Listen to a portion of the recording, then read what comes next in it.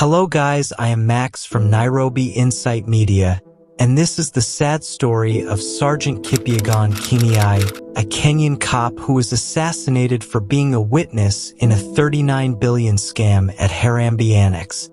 Whoever came up with the idiom "dead men tell no tales" probably had Kenya in mind, because since 1963 many tales have ended with dead men. From Kimore to Saitoti and IEBC's Chris Msando. These men have left us guessing what they knew that led to their death. Same way detectives based at Karura headquarters were left hanging after their star witness failed to show up to record his statement about a 39 billion Kenyan shillings scam that had happened at DP Ruto's office. All his colleagues had presented themselves.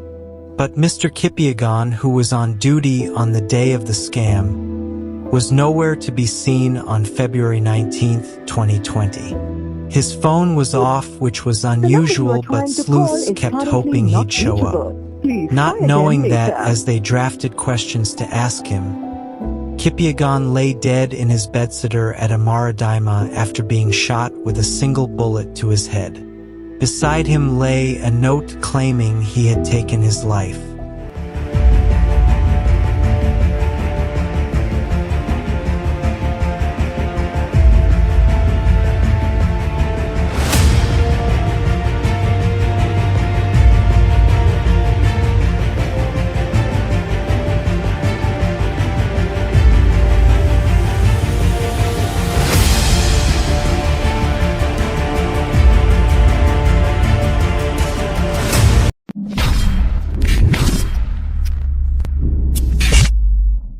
A true shocker, because Kipyegon was planning a wedding to his beautiful wife, who had delivered their baby a week earlier after a pompous baby shower he had thrown for her. So how did he end up dead? Well, here's the gist. Sergeant Kipyegon Kenei was an AP officer who was the head of security at Deputy President William Ruto's offices at the Harambee House Annex in Nairobi County. This is the second most high office in Kenya, which means Kenei had the national responsibility of securely clearing whoever met the second most powerful man in the country then, Deputy President Ruto. Gladly, as a young, sharp, dedicated officer, he was up to the task.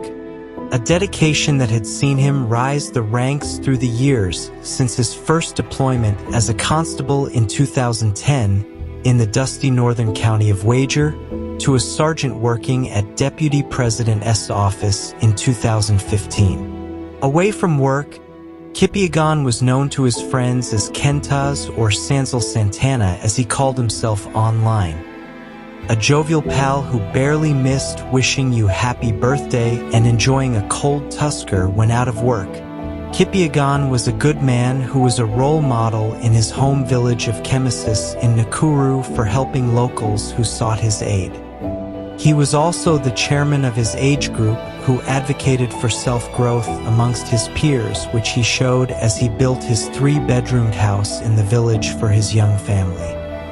He had taken up the village leadership role proudly after it was cultivated in him as a young gentleman at Baringo High School by his teacher Patrick Wanjau, whom he maintained contacts with for the purpose of mentorship. This mentorship saw him uphold the highest levels of integrity at work up until the 13th of February 2020, when he was roped into a scheme to scam foreign investors 39 billion Kenyan shillings in exchange of a fake gun supply tender.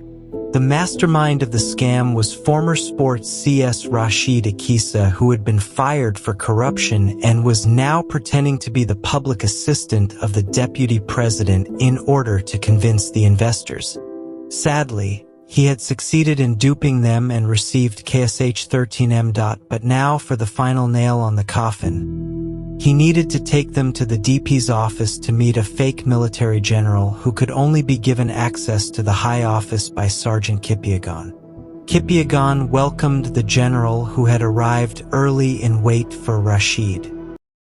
First time we have seen the deceased, there he is at the front. And as they made their way into the DP office, they called Rashid to signal him that all scam systems were set.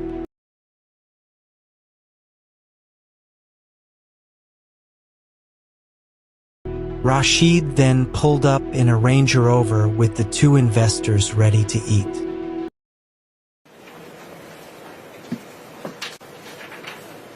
In they went, and after some minutes they left the office.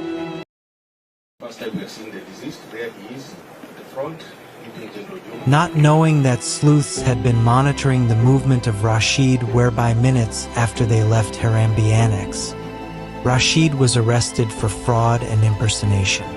And the media ran with it, trying to understand how yet another scandal had happened at the Deputy President's office after the laptop scandal, whereby an investor had lost over 150 million Kenyan shillings to fraudsters who had used the office. Just like Balotelli, they sought to know why always them. The coincidence of location of these scams was too much, throwing sleuths into action. Gladly, DP Rudo was not in the office, so the only person who could provide comprehensive account of transpired events at the office was Kipyegon and his fellow officers who were present. So on February 18, 2020, the DCI summoned all officers to their HQs to write a statement the following day after a letter. This was after DP Rudo office had written a letter to the Inspector General complaining about breach of security protocol. However, Kipyegon would not make it to the next day because as soon as he called his close pal seeking advice on how to record the statement, he was already a marked man. He was not supposed to talk. So when he arrived home, he walked right into the hands of his killers, who silenced him with a single bullet to the head.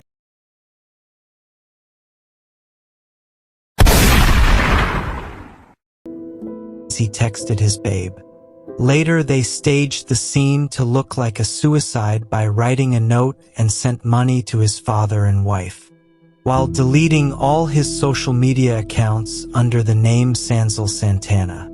His data was wiped off the face of the earth, and to date his killers remain unknown. What is known is that DP Rudo said this death was meant to scare him from vying for presidency.